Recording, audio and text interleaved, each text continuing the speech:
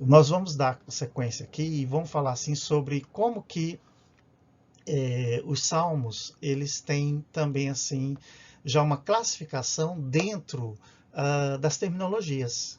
Obviamente que eles não foram classificados assim, mas eu estou trazendo aqui porque essa riqueza, né, de sinônimos, vocabulário que nós temos, e também, graças a Deus, nós temos também em português, a gente perde um pouquinho na hora da tradução, né?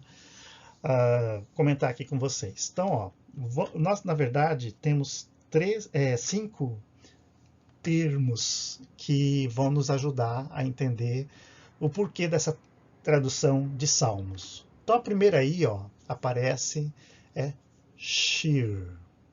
Shir.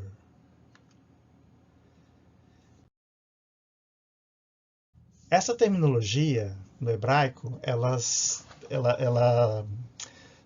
traduz, perdão, em hebraico é shir e em grego é ode, né? Isso aqui é uma ode à natureza.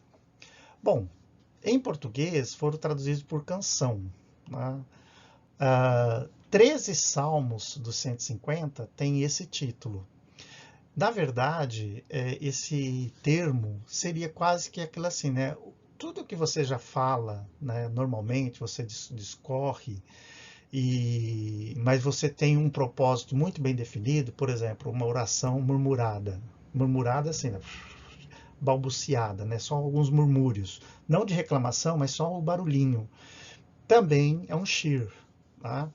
E como era algumas orações assim, num tom menor, numa conversa normal, então alguns salmos trouxeram esse termo.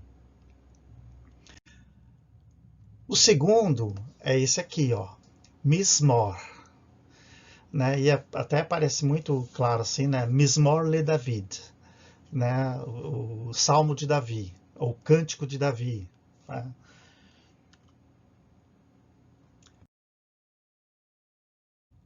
Mismor, né?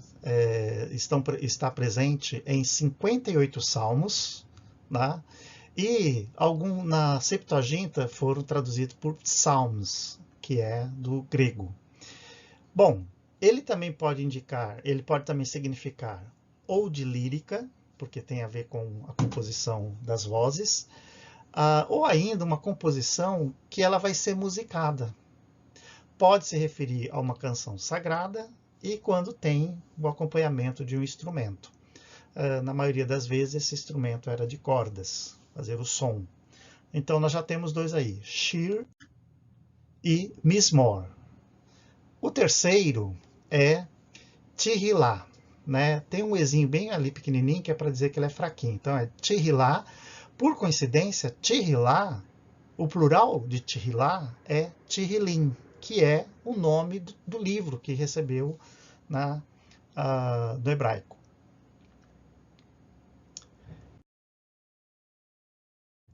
Tehilá, né, ele aparece no Salmo 145, tem esse termo, e é traduzido por salmo, cântico, hino, em alguns casos louvor, né? E no grego foi ainesis. A tradução se refere a hino.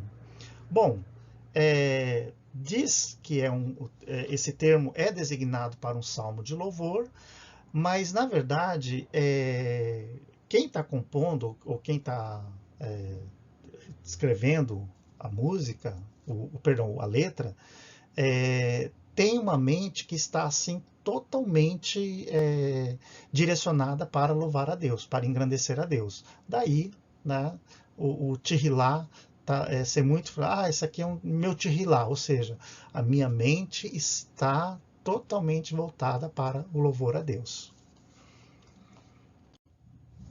Aí nós já vimos 3.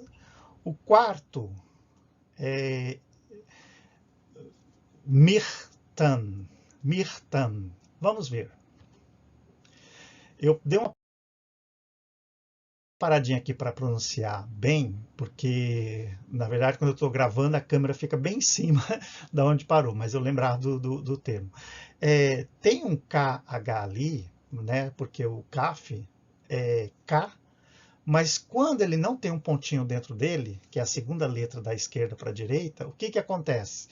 Tirou a aspiração. Então a gente não vai ler Mictam, né? É um erro isso.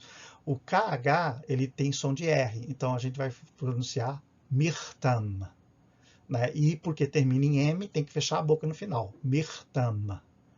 O que acontece? Esse também é um termo usado em 6 salmos. O Salmo 16 e a sequência do Salmo 56 ao Salmo 60. Então ele tem esse termo Mirtam, e a tradução é cântico, ou ainda algo que é traduzido, né, em algumas bíblias como a meia voz. Quem entende de música sabe que é um termo técnico para indicar a musicalidade.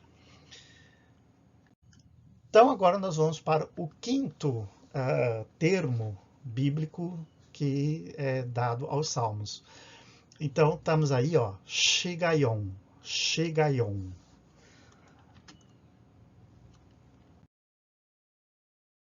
Shigayon, ele aparece do Salmo 7 e também lá no texto de Abacuque, embora não faz parte do saltério, mas é um termo que foi utilizado, que é o Cântico de Abacuque, capítulo 3, trazem esse termo, né, e muitos textos traduzem por lamentação. Eu vou dizer aqui que eu poderia falar da língua portuguesa, né?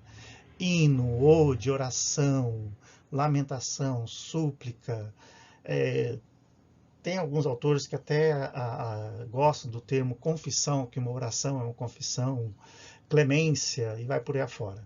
São termos que eles podem ser utilizados devido à intenção na interpretação, perdão, na tradução.